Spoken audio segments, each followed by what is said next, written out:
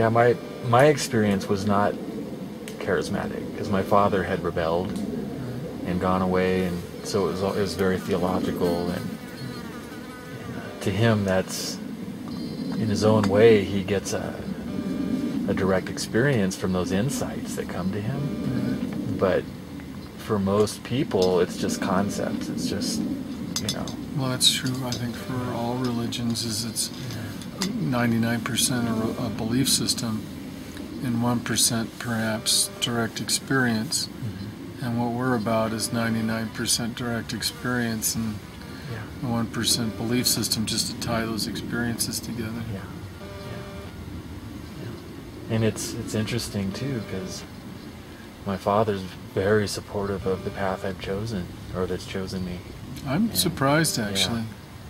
It speaks quite a bit of him, his openness. It wouldn't surprise me if he showed up at one of these retreats. All right. He's certainly welcome. I'd like to. Has he taken up a contemplative life? He's tried meditation. I think he's in Las Cruces, and if I was closer by, I think it would be easier for him to, because there's no support there. Right. And the only thing, and it's also oftentimes difficult to learn from one's own son. Yes, exactly. I mean, he'll ask questions, but you're right. There's a dynamic there. Just out of curiosity, has he read Teresa of Avila, John of the Cross? Because he could get it from them. I don't know, but he went to school in Mexico City in the mid to late 50s, and they used to serialize the Upanishads in the newspaper. Really? And while he was at Bible school down there, and he said he would sneak off and read that stuff. He read Ramana Maharshi on our recommendation. All right. So he's very open. Very open. Yeah. Very cool. Even back then. Okay. Which is unusual, I think, for that Pentecostal movement. They tend to be afraid of anything that's different. Yeah.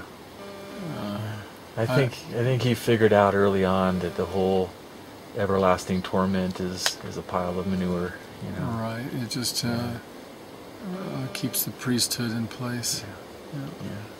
But he knew there were fakers too amongst the people experiencing the Spirit. Oh yeah, that's what drove him out. That's what drove him to seek the knowledge. In the tent meetings, it was a competition to see who could wiggle their tongue the most while they're spinning around on their back. And that's what my take was. I got exposed to the Pentecostal movement as a kid because I dated a girl who was a Pentecostal, and it looked like a lot of theater to me at the time. Absolutely, it's still that way.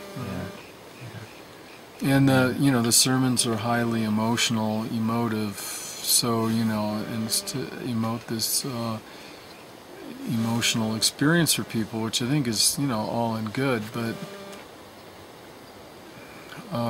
their interpretation of Acts is what we see acted out in the theater of the church meeting. And we also have an interpretation of Acts which is different.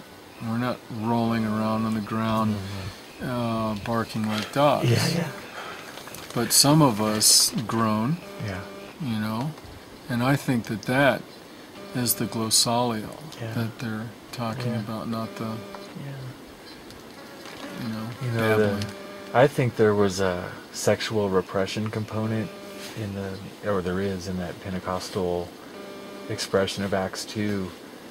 If you really look at it, it's an unconscious attempt to channel that Kundalini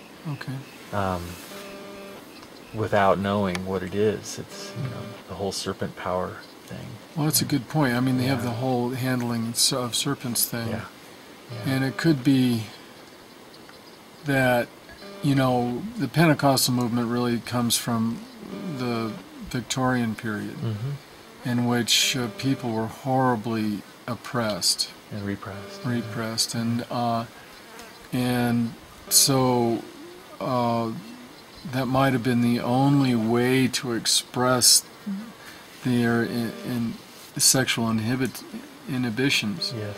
was in these religious. And then you got your Jimmy Swaggarts, who are running off to the whorehouse, and that's big, Right. That's big when what was that movement?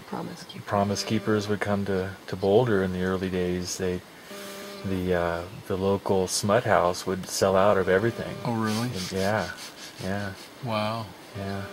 Well, we have that in Buddhism too. In Theravadan Buddhism, it's common for the priest to be holy on the holy day, the phases of the moon, but he'll take the donations and go to the brothel the day afterwards. Exactly. Right. Yeah. So it's the same kind of thing. Yeah. And so what I'm thinking is, if you have a knowledge of that, sexual energy as a spiritual, creative energy, you can work with it. It'll take you there. It'll guide you all the way. Well, it may not be an accident that the Kundalini has been associated with sexual energy, although it's not been a sexual experience for me. Right. So I don't know. And the representations of Shiva are usually a lingam. Lingam yoni. But I think it's symbolic of the rising of the serpent, and it's really meant to be a spiritual message, and people have taken it and made it into something else. Well, I guess that brings up another point that the religious experience, is a little bit like a sexual orgasm, except that it's a lot better. And full body. Right, it's full body and full mind, and it could very well be that that the early people who experienced the religious experiences saw it as a parallel to the sexual experience, saw the religious experience as a parallel to the sexual experience. And what tends to happen for people who cultivate these religious experiences on a daily basis, such as we're doing, is we tend to lose interest in the sexual orgasm because the religious orgasm is so much better. Or you're kind of saturated in it all the time. Right. Yeah. Right. And that saturation is really satisfying or really fulfilling. It's not like we're not looking for something outside of that experience, because nothing can approach it. I think in my case, that sexual repression is a polar dynamic that I still work with in relation to the saturation. It does a number on people. It really does. You mean sexual oppression? Yes. Yeah. The message that they pound into you from a very early age, shame, all of that. Yeah, it can. From the standpoint of an anthropologist who really studies humans as a kind of type of animal, right? Yeah. We look at natural human behavior, natural animal behavior, and if you look at humans as animals, it's totally unnatural for an animal to repress its sexual instincts. Reproduction is just part of being an organism. Sure. And it's one of the strongest urges in any organism. And if an organism doesn't have the reproductive drive, then that organism is going to fail, as a species.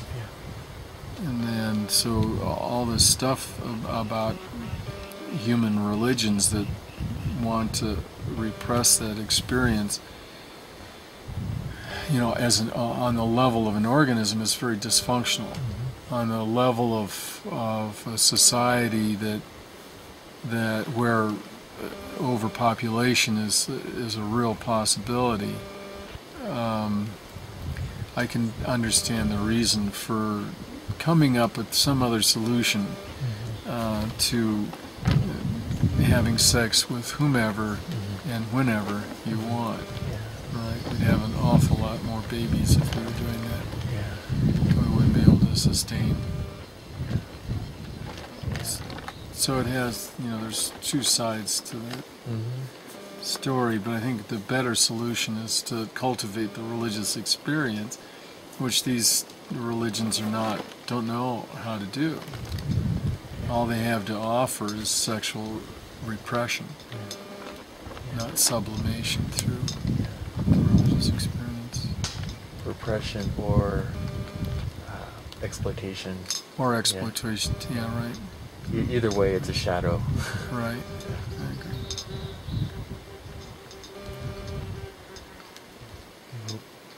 What were we saying earlier? Let's be the ineffable. Yeah.